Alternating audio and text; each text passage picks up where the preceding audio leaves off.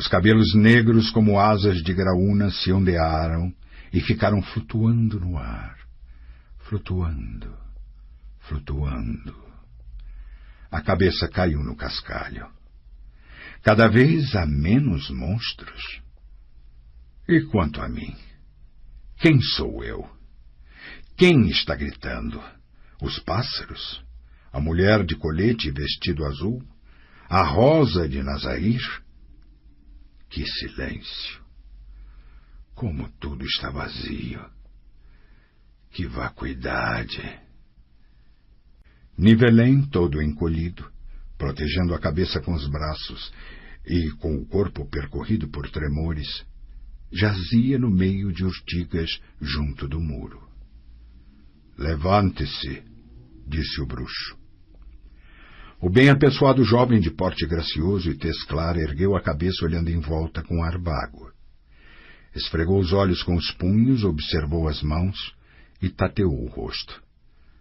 Soltou um gemido, enfiou um dedo na boca e ficou muito tempo passando-o sobre as gengivas.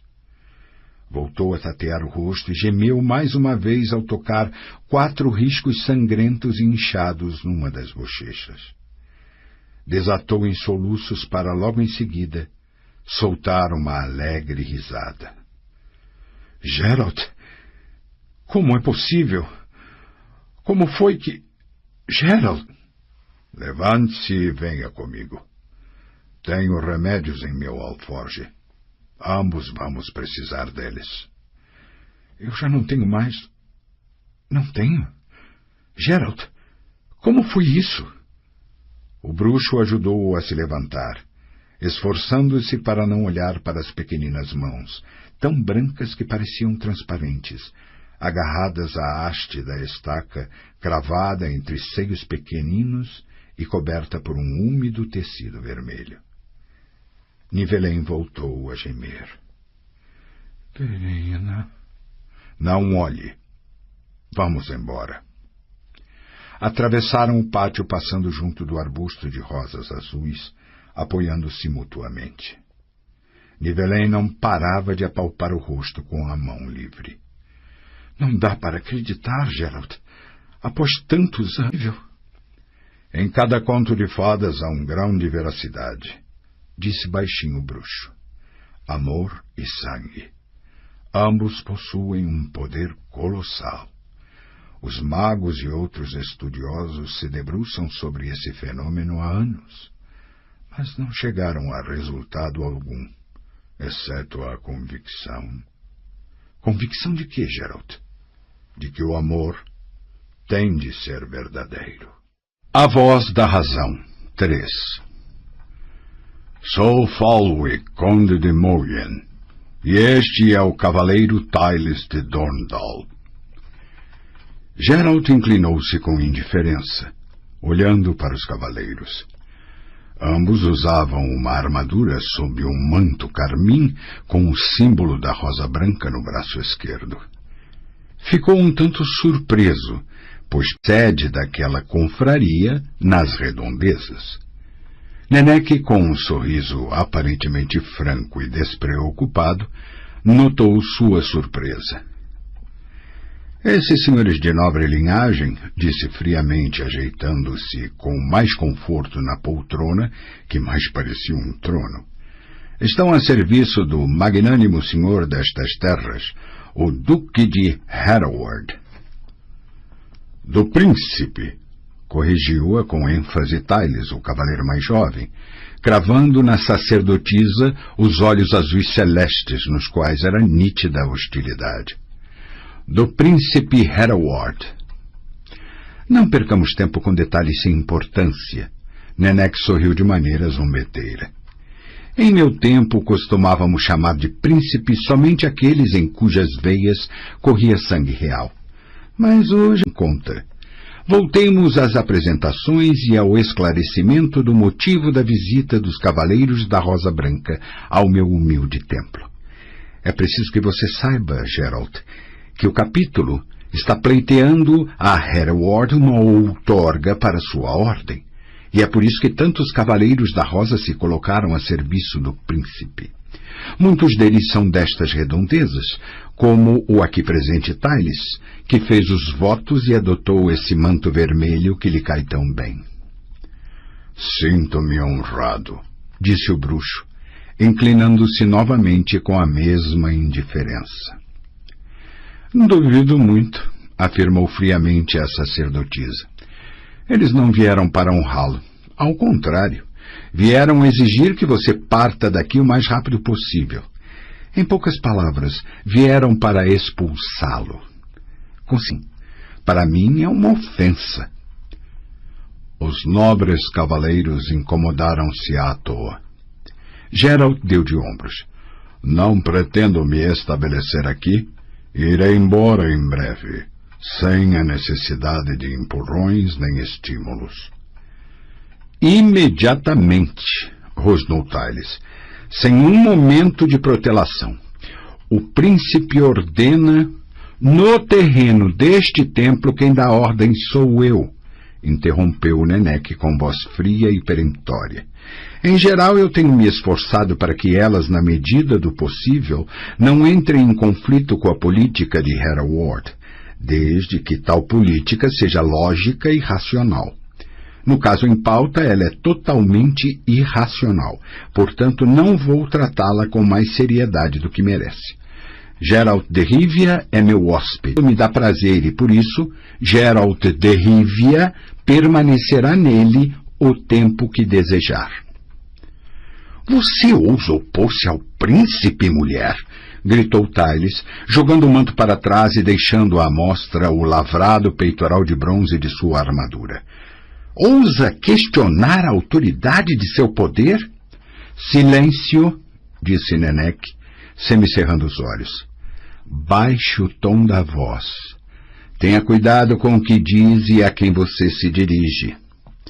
Sei bem a quem me dirijo, vociferou Tyles, dando um passo à frente, enquanto Falwick, o cavaleiro mais velho, segurava-o pelo cotovelo e apertava com tanta força que a luva da armadura rangeu.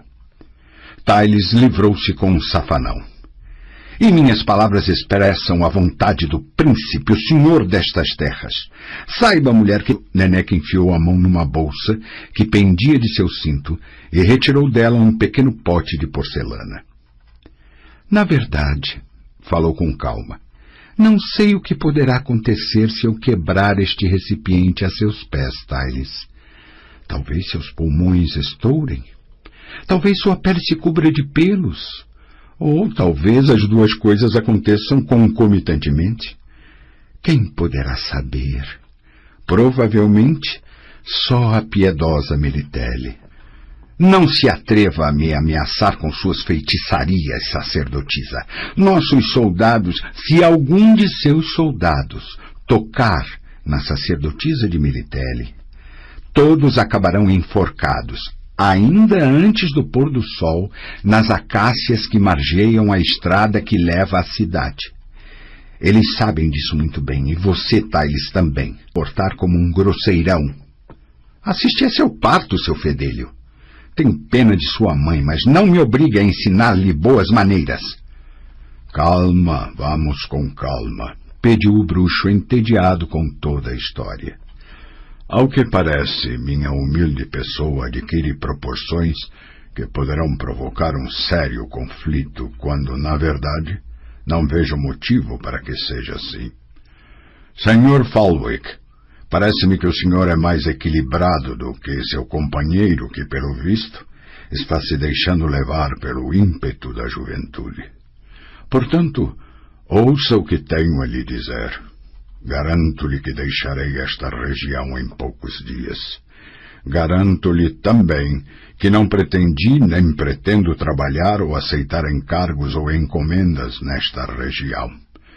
Não me encontro aqui na qualidade de bruxo privados. Falwick encarou Geralt, que imediatamente se deu conta de que cometera um erro de avaliação. O olhar do cavaleiro da Rosa Branca estava cheio de ódio e rancor.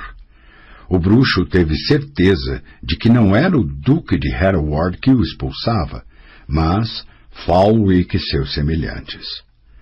O cavaleiro virou-se para Nenek, inclinou-se respeitosamente e começou a falar, calma e polidamente e de forma lógica. Geralt, porém, sabia que Falwick mentia como um cão.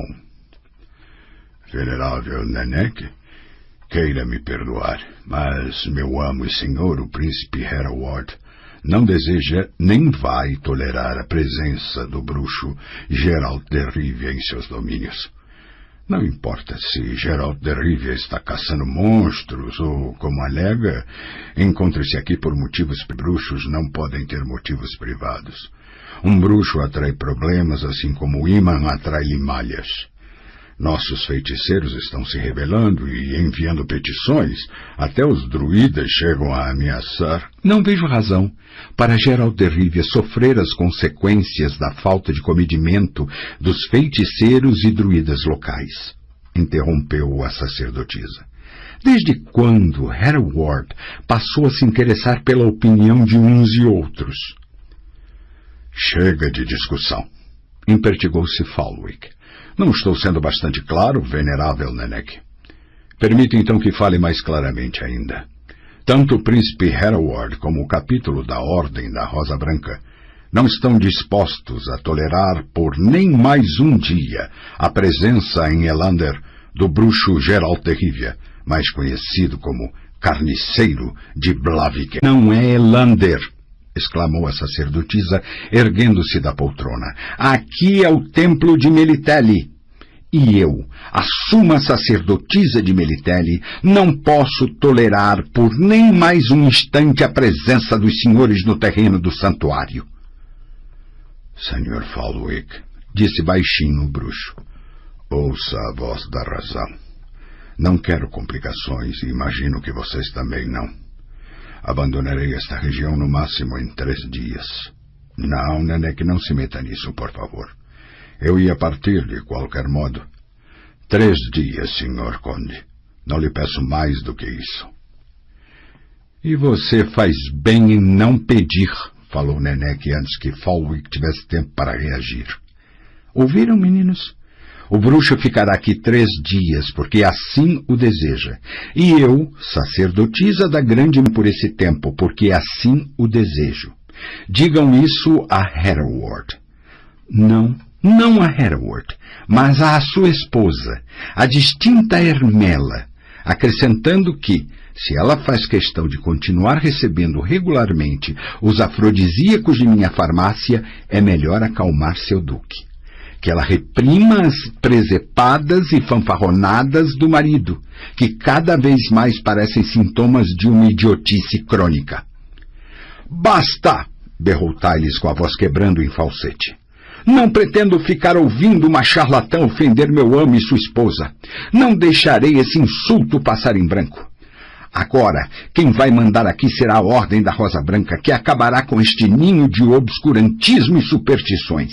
E eu, Cavaleiro da Rosa Branca... Escute aqui, seu fedelho, interrompeu Geralt com um sorriso e essa sua língua descomedida. Você está se dirigindo a uma mulher que merece todo o respeito, principalmente dos Cavaleiros da Rosa Branca. É verdade que nos últimos tempos, para se tornar um deles, basta pagar 1000 coroas novigradas ao tesoureiro do capítulo, razão pela qual a ordem está cheia de filhos de agiotas e alfaiates. Mas quero crer que ainda sobreviveram algumas de suas antigas tradições. Ou será que estou enganado? Tyles empalideceu e levou a mão à cintura. Senhor Falwick, disse Geralt sem deixar de sorrir. Se ele sacar a espada, vou tomá-la de suas mãos e com ela açoitar-lhe o traseiro. Depois vou pegá-lo e usá-lo como um ariete para derrubar a porta. Com as mãos trêmulas, luva de ferro, e atirou-a com estrondo aos pés do bruxo. Lavarei a afronta à ordem com seu sangue mutante, gritou. Sobre chão batido, saia para o pátio. Você deixou cair alguma coisa, filhinho, falou calmamente Nenek. Pegue-a. Você está num templo, e aqui não se pode jogar lixo no chão. Falwick Leve embora esse imbecil para evitar uma desgraça. Você já sabe o que deve dizer a Hereward. Pensando melhor, vou escrever uma carta pessoal a ele. Vocês não me parecem emissários dignos de confiança. E agora se ponham para fora. Imagino que saibam encontrar a saída sozinhos, não é mesmo? Falwick, detendo com mão férrea o enfurecido Tyles, inclinou-se com um tinido da armadura. Depois, cravou os olhos no bruxo, que respondeu com um sorriso, o manto carmim. Esta não foi nossa última visita, venerável Nenek, disse. Nós voltaremos. É exatamente o que temo, retrucou a sacerdotisa com frieza. O desprazer será todo meu. O mal menor. 1. Como sempre, os primeiros a reparar nele foram os gatos e as crianças. Um gato listrado que dormia sobre um monte de lenha aquecida pelo sol se agitou, ergueu a cabeça, abaixou as orelhas, soltou um miado e sumiu no meio das urtigas.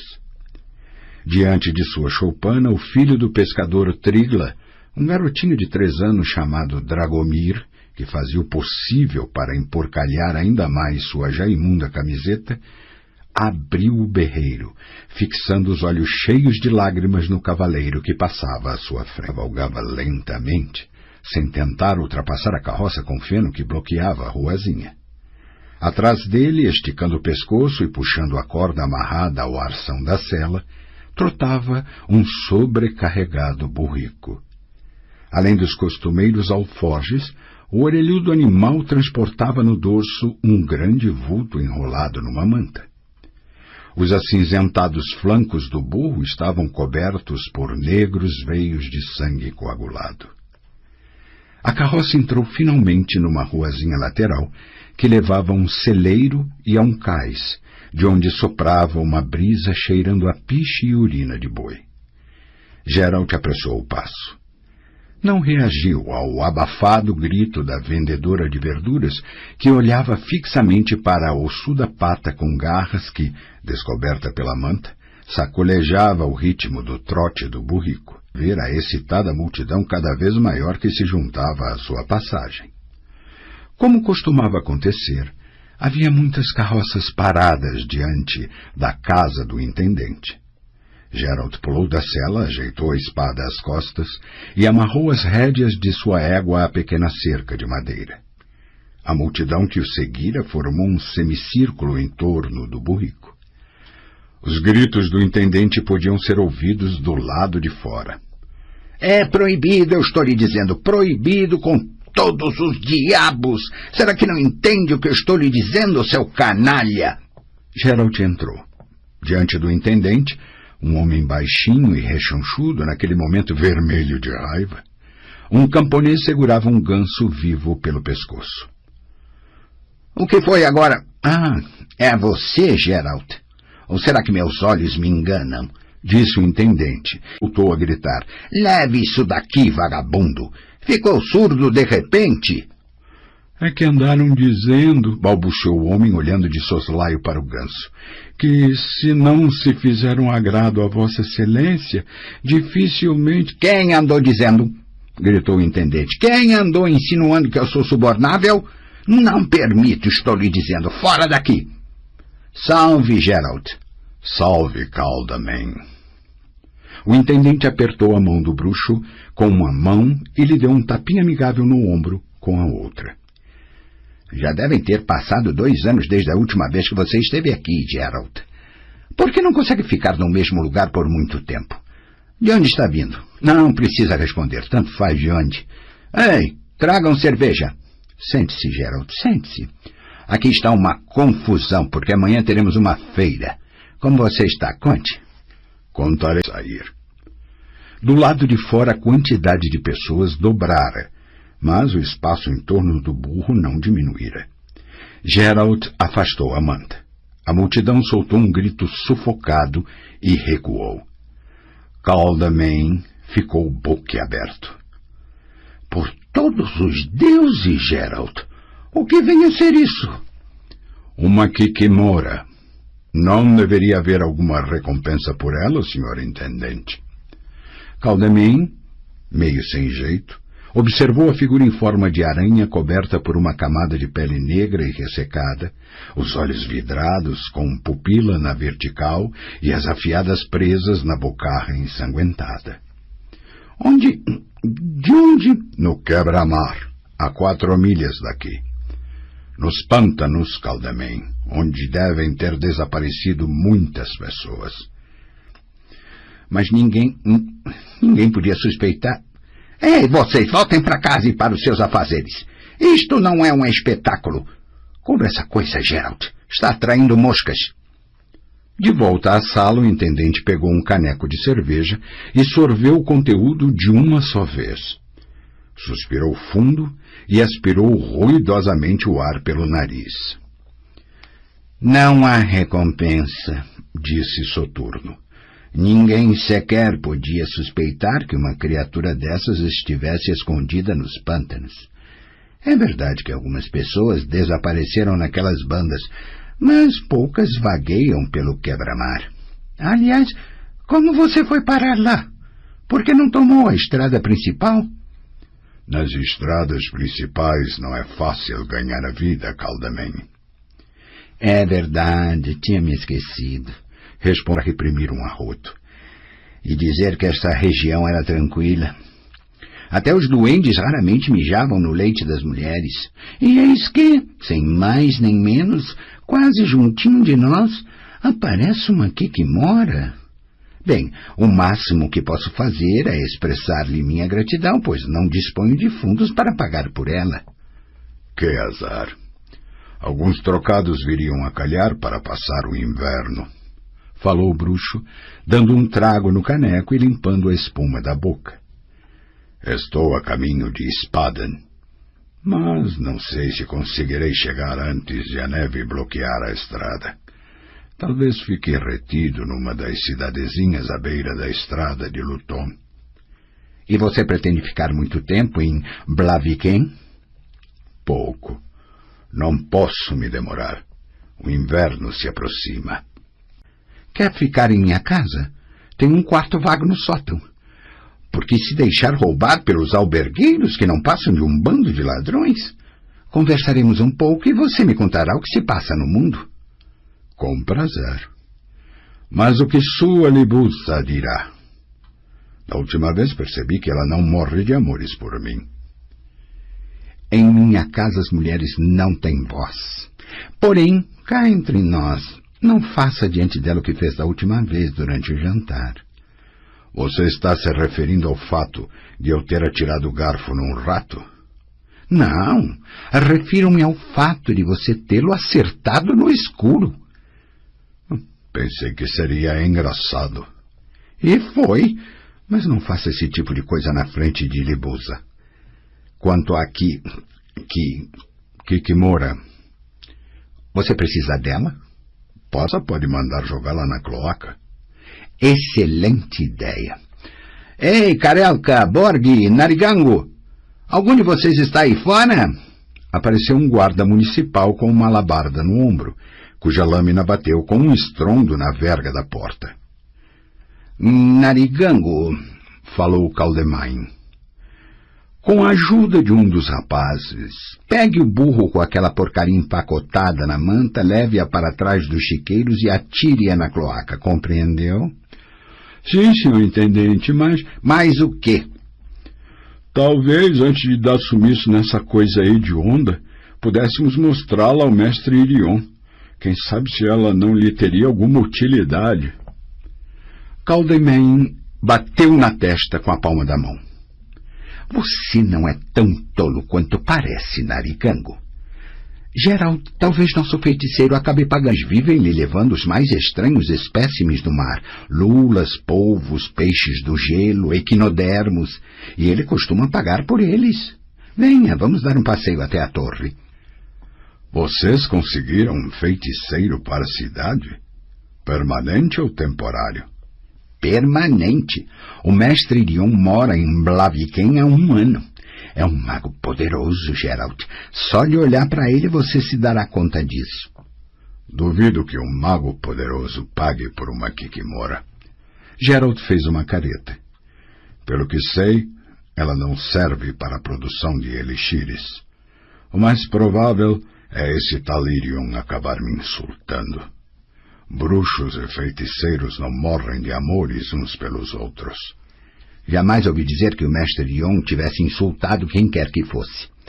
Não posso garantir que ele lhe pagará, mas vale a pena tentar. Nos pântanos, e aí o que poderemos fazer? Que o feiticeiro examine essa criatura e, por via das dúvidas, lance alguma mandinga sobre aqueles charcos. O bruxo pensou por um momento. Muito bem, Caldemen, disse finalmente. Quem não arrisca, não petisca. Vamos arriscar um encontro com o mestre Irion. Então vamos. Narigango, afaste essa garotada e pegue o burrico pela corda. Onde está o meu gorro? 2. A impressionante torre, construída com blocos de granito polido e coroada por ameias, dominava as telhas e os colmos que cobriam as casas e choupanas. Vejo que ele a reformou, comentou Geralt. Com feitiços ou botando vocês para trabalhar? Com feitiços, principalmente. Irion. Decente. Ajuda as pessoas, mas é caladão e solitário. Quase nunca sai da torre. No portão, com roseta de madeira clara, havia uma grande aldrava na forma da cabeça de um peixe chato e de olhos salientes, com uma argola de bronze pendurada na boca provida de dentes afiados. Caldemen, claramente acostumado ao funcionamento do mecanismo, aproximou-se da porta, pigarreou e recitou. Saudações do intendente Caldemen, que deseja tratar de um assunto com o mestre Irion. Acompanhando-o e querendo tratar do mesmo assunto, o bruxo Geralt de Rivia saúda o mestre Irion. Depois de um longo momento, a cabeça de peixe moveu a boca dentada, soltando uma baforada de vapor. Mestre Irion não está recebendo visitas.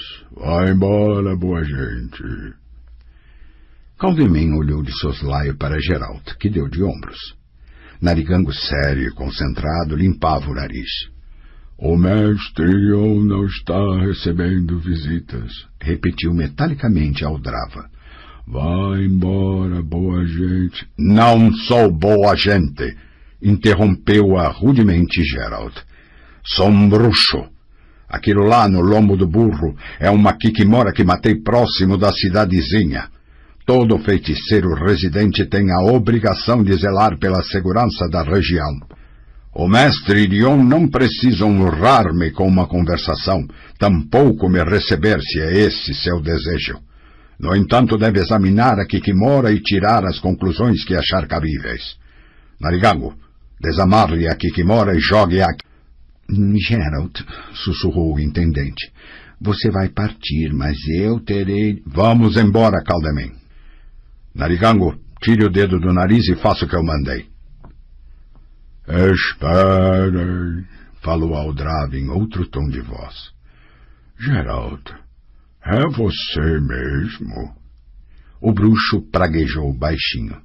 Estou perdendo a paciência. Sim, sou eu mesmo. E daí? Chegue mais perto da porta, pediu Aldrava, soltando uma nuvenzinha de vapor. Sozinho. Vou deixá-lo entrar. E quanto a Kikimora? Ao diabo com ela. É com você que quero conversar, Geralt. A sós. Desculpe-me, senhor intendente. Não, deu Caldemen. Até breve, Geralt. Vejo você mais tarde. Narigango, jogue o monstro na cloaca. Sim, sim, senhor intendente. O bruxo aproximou-se do portão, que se abriu apenas o suficiente para que ele pudesse passar, e logo se fechou, deixando-o na mais completa escuridão. Ei! Gritou ele sem esconder a irritação. Já vai, respondeu uma voz estranhamente familiar. O que Geralt viu em seguida foi tão inesperado que ele cambaleou e estendeu o braço procurando por um ponto de apoio. Não encontrou. Diante dele florescia um pomar branco e rosa, cheirando a chuva. O céu era cortado pela multicolorida curvatura de um arco-íris que ligava a copa das árvores aos distantes picos de montanhas azuladas. E modesta, estava praticamente afundada em malvas. Geralt olhou para suas pernas e constatou que estava mergulhada até os joelhos em arbustos de tomilho. Venha, Geralt, aproxime-se, falou a voz. Estou diante da casa. Geralt adentrou o pomar. Notou um movimento à esquerda e se virou. Uma deslumbrante loura, nua em pelo, caminhava através dos arbustos, carregando um cesto cheio de maçãs. O bruxo prometeu solenemente a si mesmo que nada mais o surpreenderia. Finalmente. Seja bem-vindo, bruxo. Stregobor! Espantou-se Geralt. Em sua conturbada vida, o bruxo encontrara ladrões que pareciam mendigos, meretrizes que pareciam princesas, princesas que pareciam vacas prenhas e reis que pareciam ladrões. No entanto, Stregobor sempre teve, de acordo com todas as regras e costumes, a aparência de um feiticeiro. Alto, magro, corcunda, com espessas sobrancelhas grisalhas e grande nariz aquilino. Para completar a figura, trajava uma longa túnica negra de mangas inacreditavelmente largas e segurava na mão um comprido cajado encimado por uma esfera de cristal. Nenhum dos feiticeiros que Geralt conhecera tinha um aspecto de Stregobor. O mais surpreendente de tudo, porém, era o fato de Stregobor ser mesmo um feiticeiro.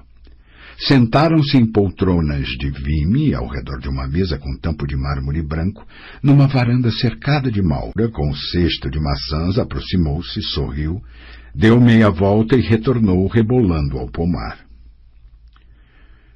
Isso também é uma ilusão? Perguntou Geralt, observando o balanço dos quadris. Sim, como tudo aqui. Mas, meu caro, são ilusões de primeira classe. As flores exalam perfume, as maçãs são comestíveis, as abelhas podem picá-lo, e quanto a ela? O feiticeiro apontou para a loura. Se quiser, talvez mais tarde. Certo. O que você está fazendo por essas bandas, Geralt? Continua ocupado matando representantes de espécies em extinção em troca de dinheiro? Quanto lhe pagaram pela Kikimora?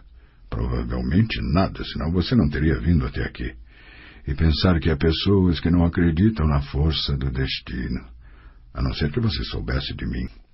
Esse é o último lugar que eu imaginaria encontrá-lo.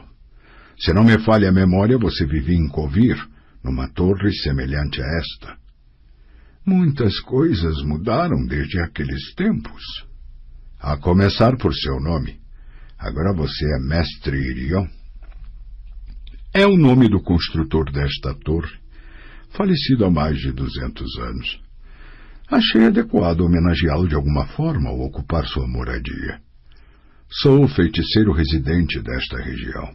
A maior parte dos moradores vive em função do mar e, como deve estar lembrado, além do ilusionismo, minha especialidade é meteorologia. Algumas vezes acalmo ou evoco uma tempestade. Outras vezes faço o vento ocidental trazer cardumes de bacalhau para mais perto da costa. Graças a isso, é possível viver. Aliás, era. E o que o fez mudar de nome? O destino tem muitas faces. O meu é lindo na superfície, mas horrendo no interior. E agora, ele estendeu em minha direção suas garras ensanguentadas. Você não mudou nada, Stregobor, disse Geralt irritado. Continua falando difícil, com ar inteligente e superior. Não consegue se expressar normalmente? Consigo, suspirou o feiticeiro. Se isso o deixa feliz, posso falar de maneira clara e objetiva. Vim para cá fugindo de um ser monstruoso que quer me matar. Mas minha fuga foi mal sucedida porque ele me encontrou. Ao que tudo indica, tentará matar-me amanhã ou, na melhor das hipóteses, depois de amanhã. Ah, bem, falou o bruxo impassível. Parece que minha morte iminente não causou a mínima impressão em você. Estregobor, o mundo é assim mesmo. Quando se viaja tanto quanto eu, vê-se muita coisa. 2 camponeses se matam por causa dos limites de um terreno cultivado que, já no dia seguinte, será pisoteado por cavalos de 2 exércitos em guerra. Homens enforcados pendem das árvores na beira das estradas, enquanto bandidos degolam mercadores nas florestas. Nas cidades, a cada passo tropeça-se num corpo caído na sarjeta. Nos palácios, as pessoas se agridem com punhais e nos banquetes, sempre alguém cai roxo debaixo da mesa por envenenamento. Já me acostumei com isso. Portanto, por que ficaria impressionado com uma ameaça de morte? Principalmente se ela é dirigida a você. Principalmente, repetiu sarcasticamente Estregobor. E pensar que eu o considerava um amigo e contava com sua ajuda. Nosso último encontro aconteceu na corte do rei Idi, em Kovir, recordou Geralt. Fui até lá para receber o pagamento por ter matado uma anfisbena que aterrorizava a região. Você e seu confrade, Zavist, ficaram competindo pelo termo mais ofensivo para mim. Charlatão, impensante máquina de matar e, se me lembro bem, devorador de carniça. Por isso, Idi não só não me pagou um tostão, como ainda me deu 12 horas para abandonar Kovir, e com sua clepsidra estava quebrada, quase não consegui. E agora você conta com minha ajuda? Diz que está sendo perseguido por um monstro. De que tem tanto medo, Estregobor? Para monstros que os defende e zela para que nenhum bruxo devorador de carniça perturbe sua paz. Na verdade, se encontrasse você e o devorasse, ele se revelaria um grandíssimo ingrato. O feiticeiro virou a cabeça e permaneceu calado. Geralt soltou uma gargalhada. Ora, não fique todo inchado como um sapo, falou. Conte-me do que se trata e vamos ver se é possível fazer alguma coisa. Você ouviu falar da maldição do Sol Negro? É lógico que ouvi. Só que sob outro nome.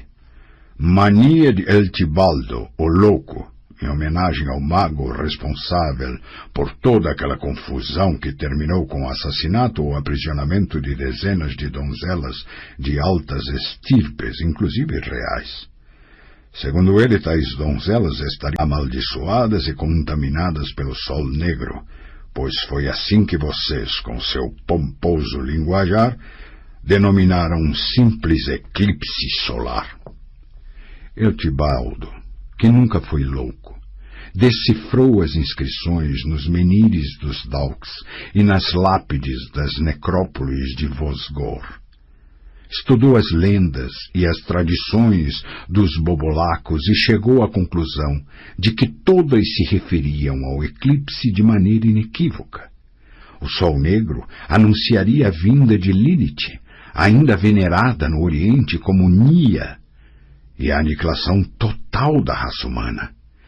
O caminho de Lilith deveria ser preparado por 60 mulheres com coroas douradas, cujo sangue encherá os vales. Sandices! Retrucou o bruxo. Além do mais, as palavras não dignas desse nome é rimada.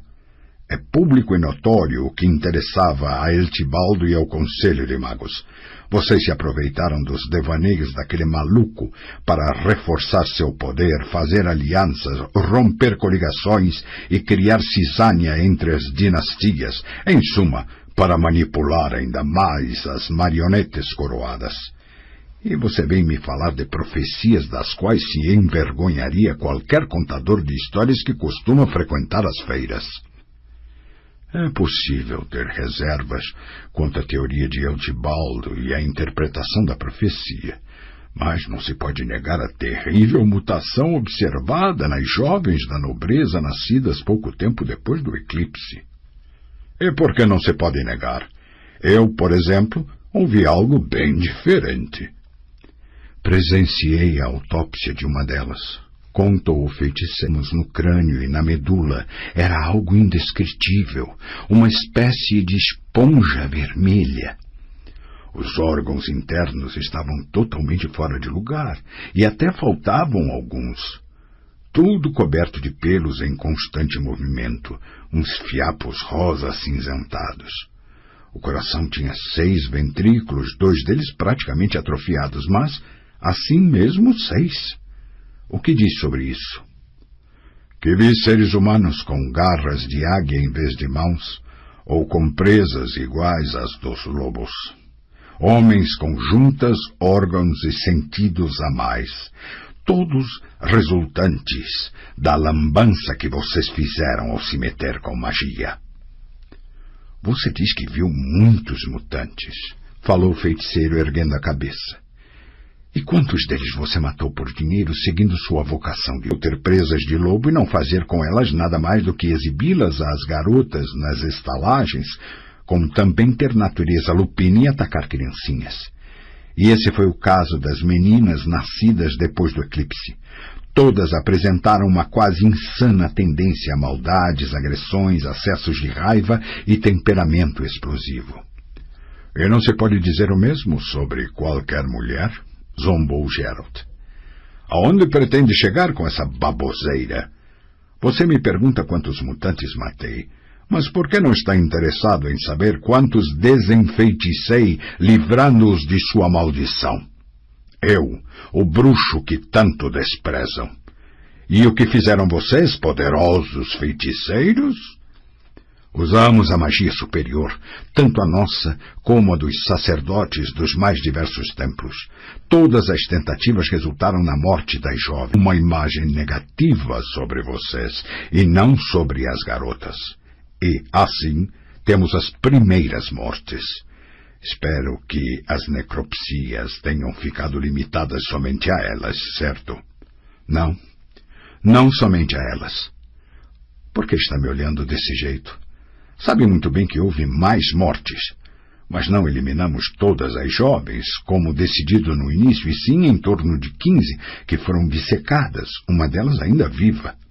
E vocês, filhos de uma cadela, ousam criticar os bruxos? Ah, Stregobor, saiba que um dia as pessoas vão abrir os olhos e querer arrancar a pele de vocês. Não creio que esse dia chegará tão cedo, falou o feiticeiro acidamente. Não esqueça que estávamos agindo em defesa das pessoas. As mutantes teriam afogado em sangue países. Isso era o que afirmavam vocês, magos, com nariz empinado e aura de infalibilidade. Aliás, certamente não vai afirmar que não se enganaram uma só vez no decurso de suas caçadas.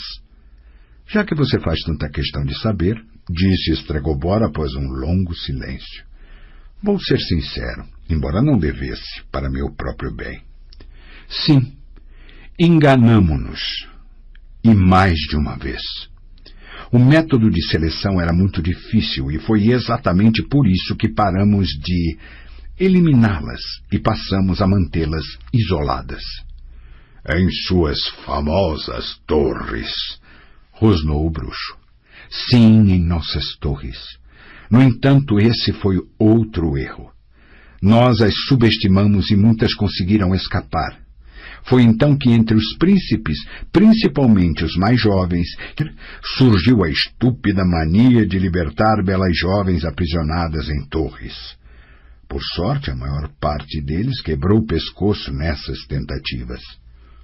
Pelo que sei, as prisioneiras das torres morriam rapidamente, o que, segundo se comentava, não teria ocorrido sem uma mãozinha de vocês. Isso não é verdade. O fato é que elas logo ficavam apáticas e perdiam a vontade de comer. Curiosamente, as vésperas da morte apresentavam o dom da vidência, mais uma prova de que eram mutantes. Cada prova que você menciona é menos convincente que a anterior. Não há algumas mais concretas? Tenho. Silvena, a senhora de Narok, da qual não conseguimos sequer nos aproximar, porque ela assumiu o poder muito rapidamente e agora coisas horríveis. Fialca, filha de Evermir, que fugiu da torre usando suas tranças como corda e hoje aterroriza o velhado setentrional. Bernica de Talgar, libertada por um príncipe idiota que, cegado, estava trancado numa masmorra, enquanto a visão mais comum em Talgar é a de uma forca. Há mais exemplos. É claro que há, falou o bruxo. Em Jamurlak, reina o velho Abrad. Ele sofre de tuberculose linfática, não tem mais um dente sequer, deve ter nascido mais de 100 anos antes daquele eclipse, e só consegue adormecer se alguém é torturado até a morte em sua presença. Já dizimou todos os parentes e despovoou a metade de seu país, tudo em indescritíveis ataques de fúria. Há ainda indícios de seu temperamento libidinoso. Parece que quando levanta a saia...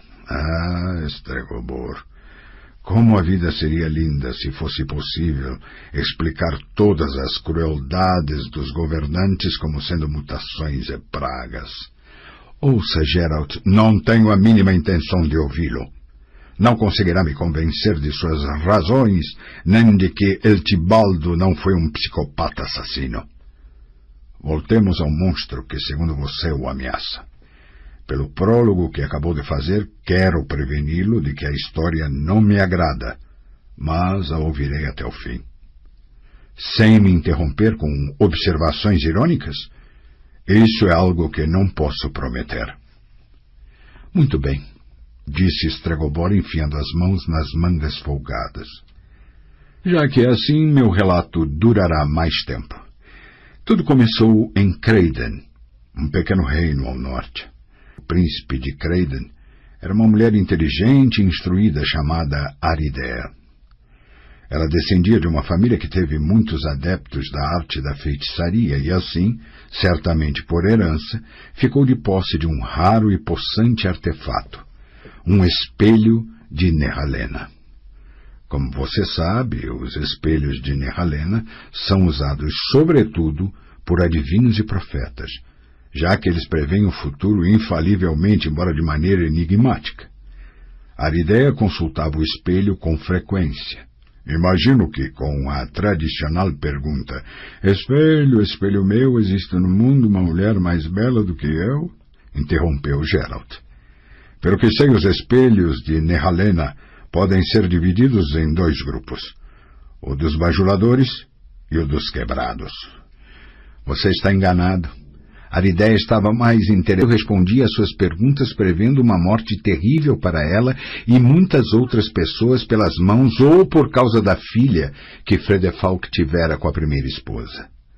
Aridea fez com que essa profecia chegasse ao Conselho de Magos, que me enviou para Creiden. Não preciso acrescentar que a primogênita de Fredefalk nascera pouco depois do eclipse. Durante um curto espaço de tempo fiquei observando discretamente a garotinha. Ela torturou até a morte um canário e 2 cachorrinhos recém-nascidos, além de furar o olho de uma camareira com a haste pontuda de um pente. Realizei alguns testes com fórmulas mágicas e todos confirmaram que a garota era mutante. Levei essa informação a Aridea, pois Fredefalk tinha verdadeira loucura pela filhinha. Aridea, como lhe disse, não era tola. E, na certa, não morria de amores pela enteada. Interrompeu. Preferiria que o trono passasse para os filhos dela. Posso adivinhar o resto da história. O que me causa espécie é não ter aparecido alguém que torcesse o pescoço dela e, aproveitando a ocasião, também o seu. Stregobor soltou um suspiro e ergueu os olhos para o céu, no qual o arco-íris continuava a brilhar, multicolorido e pictórico. Eu era da opinião de que a garotinha devia ser apenas isolada, mas a princesa decidiu diferentemente. Despachou-a para a floresta na companhia de um guarda florestal e assassino de aluguel. Encontramo-lo alguns dias depois no meio de um matagal. Estava sem calças, de modo que não foi difícil reconstituir o que se passara. A menina enfiara-lhe o pino de um broche no cérebro através da orelha, enquanto ele estava com a mente ocupada em outra coisa. Resmungou Gerald. Está redondamente enganado. Organizamos uma batida, continuou Estragobor, mas não encontramos rastro algum da garotinha. Além disso, tive de deixar Creiden nas pressas, pois Fredefalco começou a ficar desconfiado. Somente 4 anos mais tarde recebi notícias de Aridea. Ela havia encontrado o rastro da garotinha e descobrira que ela vivia em Marracan com 7 anões, os quais convencera de que era melhor assaltar mercadores nas estradas do que poluir os pulmões numa mina. Era conhecida na região como picança, por gostar de empalar vivas suas vítimas. Aridea contratara diversos assassinos de aluguel, porém nenhum voltara com vida. Depois foi ficando cada vez mais difícil encontrar pessoas dispostas àquela tarefa, porque a pequena, já bastante famosa, a ponto que poucos homens poderiam fazer-lhe frente. Fui chamada a Creiden, aonde cheguei secretamente apenas para descobrir que Aridea fora envenenada. As pessoas comentavam que o envenenamento fora contratado pelo próprio Fredefalco, que estava interessado numa mulher mais jovem e mais fogosa, mas eu tinha certeza de que aquilo fora obra de Humphrey. Humphrey? Era assim que a garotinha se chamava. Como ia dizendo, foi ela quem envenenou Aridea. Pouco tempo depois, o príncipe Fredefalco morreu num acidente de caça muito estranho, e o primogênito de Aridea sumiu sem deixar vestígio. Aquilo também deve ter sido obra da pequena. Digo pequena, mas naquela época ela já devia ter em torno de 17 anos e era bastante desenvolvida. Depois de uma pausa, o feiticeiro... Enquanto isso, ela e seus anõezinhos haviam se tornado o terror de Marracan. Até que, certo dia, eles tiveram uma séria discussão. Não sei se foi por causa da divisão do fruto de um saque ou pela decisão de quem passaria a noite com ela. O fato é que acabaram sacando os punhais. Os anões não sobreviveram àquela noite de punhaladas. A única a sobreviver foi ela, a Picança. Na época eu já estava na região. Encontramo-nos frente a frente. Ela me reconheceu de imediato e se lembrou do papel que eu desempenhara em Creiden. Digo-lhe, Gerald, que mal tive tempo de pronunciar um feitiço e minhas mãos tremiam como não sei o que quando a furiosa gata se lançou sobre mim com a espada em punho. Enfiei-a num belo bloco de cristal rochoso. Quando ela entrou em letargia, joguei o bloco para dentro da mina dos anões e tapei sua entrada. Que trabalho mal feito, comentou Gerald. Aquele seu feitiço poderia ser desfeito. Por que não a reduziu a um punhado de cinzas? Afinal, vocês magos conhecem tantos feitiços simpáticos. Eu não. Não é minha especialidade. Mas você está coberto de razão. Fiz um trabalho mal feito. Ela foi encontrada por um príncipe idiota que gastou mundos e fundos para desenfeitiçá-la e, ao consegui-lo, levou-a triunfalmente para casa, um obscuro principado no leste. Seu pai, um velho saqueador, mostrou-se mais sensato. Deu uma sova no filho e decidiu arrancar da Picança o paradeiro do tesouro amealhado por ela e seus anões. Seu erro foi permitir ela, totalmente despida, foi colocada sobre a mesa de tortura. Já no dia seguinte, o primogênito, órfão e sem irmãos, reinava sobre o país com a Picança na posição de primeira favorita. O que quer dizer que ela não era feia. É uma questão de gosto, e gosto não se discute. Mas ela não permaneceu naquela posição por muito tempo. Apenas até o primeiro golpe palaciano. E estou sendo muito gentil por chamar aquele golpe de palaciano, pois o tal palácio mais parecia um estábulo. Em pouco tempo ficou patente que a Picança não me esquecera. Sofri 3 atentados encomendados por ela em Colvir, de modo que resolvi me esconder em Pontar. Mas ela me achou e eu fugi para Angren. onde ela também me encontrou. Não sei como ela consegue fazer isso. É tipo de rastro. Deve ser uma das características da mutação genética. O que o impediu de enclausurá-la novamente num bloco de cristal? Remorso? Não. Nunca tenho isso. O que se revelou é que ela ficou imune a feitiços ou outros atos de magia. Isso não é possível. Pois saiba que é. Basta dispor do adequado artefato ou de aura. Ou talvez isso tenha a ver com a sua mutação que continua progredindo.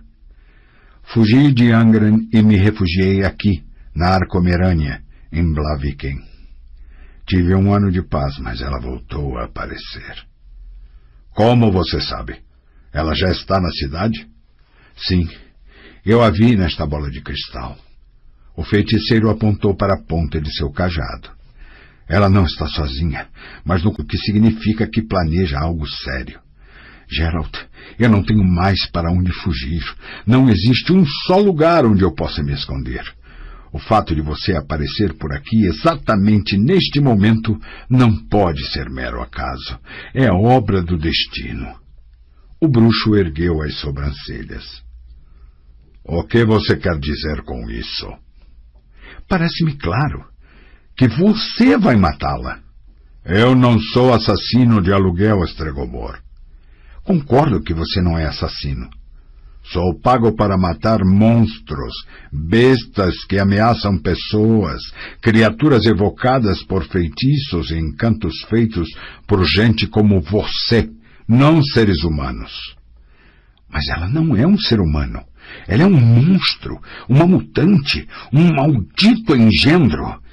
Você trouxe uma Kikimora, pois saiba, Kikimoras matam porque estão com fome, enquanto a picança mata por prazer. Mate-a e eu lhe pagarei a soma que quiser, evidentemente dentro do razoável.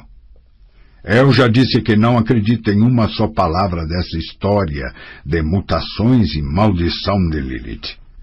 A jovem tem razões de sobra para querer acertar contas com você, e não tenho a mínima intenção de me meter nisso. Peça proteção ao intendente, à guarda municipal. Você é o feiticeiro oficial da cidade e está protegido pelas leis locais. Eu me lixo para as leis, para o intendente e para a eventual proteção que ele possa me oferecer, explodiu Estregobor. Não preciso de proteção, eu quero que você a mate. Ninguém poderá entrar nesta torre. Aqui estou totalmente protegido, mas e daí? De meus digas. A picança nunca vai desistir, eu tenho certeza. Portanto, o que me resta? Permanecer nesta torre aguardando a morte? Foi o que as jovens fizeram. Sabe de uma coisa, feiticeiro? Você deveria ter deixado a caçada às princesas para outros magos mais poderosos que você. Deveria ter previsto as consequências de seus atos. Eu lhe imploro, Geralt, não, Estregobor. O feiticeiro ficou calado por um tempo. O irreal sol, num céu irreal, não se deslocara na direção do zênite. Porém o bruxo sabia que em Blaviken anoitecia. Sentiu fome. Geralt, quando ouvimos Eltibaldo, muitos de nós tivemos dúvidas, mas decidimos escolher.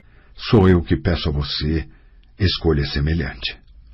Um mal é um mal, Estregobor, retrucou seriamente o bruxo, pondo-se de pé. Menor, maior, médio, tanto faz. As proporções são convencionadas e as fronteiras imprecisas. Não sou um santo eremita e não pratiquei apenas o bem ao longo de minha vida. Mas, se me couber escolher entre dois males, prefiro abster-me por completo da escolha. Está na hora de ir embora. Ver-nos-emos amanhã. Talvez, falou o feiticeiro, se você chegar a tempo. 3. A corte dourada mais chique das estalagens da cidadezinha estava cheia e barulhenta. Os clientes, tanto os locais como os próprios de suas profissões ou nacionalidades. Os mercadores mais sérios discutiam com os gnomos preços de produtos e taxas de juros aplicadas ao crédito, enquanto os mais frívolos beliscavam o traseiro das garçonetes que levavam às mesas cerveja e repolho com ervilhas. Os patetas do lugar adotavam o ar de estarem bem informados de tudo. As prostitutas se esforçavam em agradar aos clientes que aparentavam dispor de dinheiro, ao mesmo tempo desestimulando os avanços dos que pareciam não ter. Carreteiros e pescadores bebiam como se no dia seguinte fosse entrar em vigor um decreto proibindo o cultivo de lúpulo. Marinheiros entoavam canções que enalteciam as ondas do mar, a coragem dos capitães e os encantos das sereias, estes com abundância de detalhes. Setnik, disse Caldemin ao albergueiro, inclinando-se sobre o balcão para poder ser ouvido em meio à algazarra geral. 6 rapagões e uma jovem, todos com roupas de couro preto com adornos de prata à moda de Novigrad. Eu os vi na Praça do Pedágio. Estão hospedados aqui ou nos atuns? O albergueiro enrugou a testa proeminente, limpando um caneco com o avental listrado. Aqui, senhor intendente, respondeu por fim. Disseram que vieram para a feira. Estão todos armados, inclusive a jovem, e, como o senhor falou, vestidos de preto. E onde estão neste momento? Perguntou o intendente. Não os vejo aqui. No salão privativo. Pagaram com ouro. Irei até lá sozinho, falou Geralt. Por enquanto, não há motivo inicial. Vou trazê-la para cá. Talvez seja melhor, mas tome cuidado, porque não quero confusão. Vou tomar cuidado. A canção dos marinheiros, a julgar pela crescente quantidade de expressões vulgares, parecia estar chegando ao grandioso final. Geralt ergueu a ponta da dura e pegajosa cortina que separava o salão principal do privativo. Neste, 6 homens estavam sentados em torno de uma mesa. Aquela que ele esperava encontrar não estava entre eles. — O que foi? — indagou rudemente um careca com o rosto deformado por uma cicatriz que começava na sobrancelha esquerda, passava pela base do nariz e acabava na bochecha direita. — Quero falar com a Picança. 2 figuras idênticas.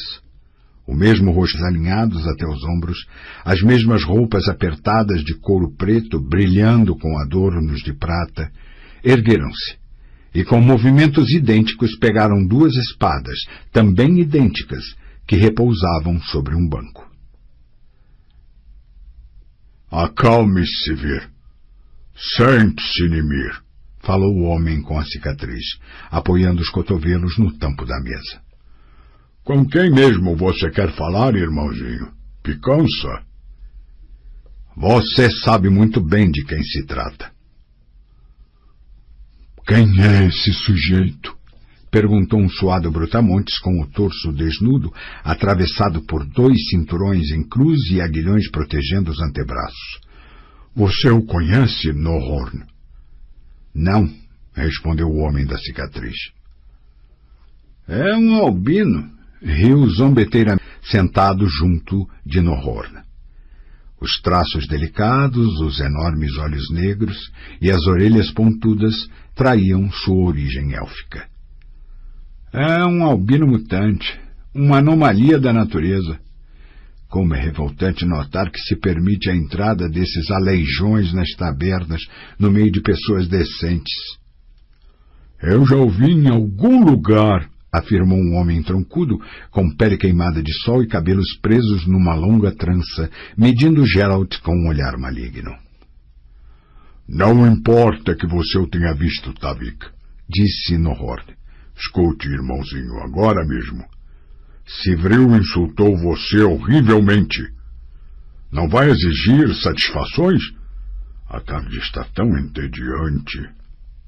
Não, respondeu o bruxo com toda a calma do mundo.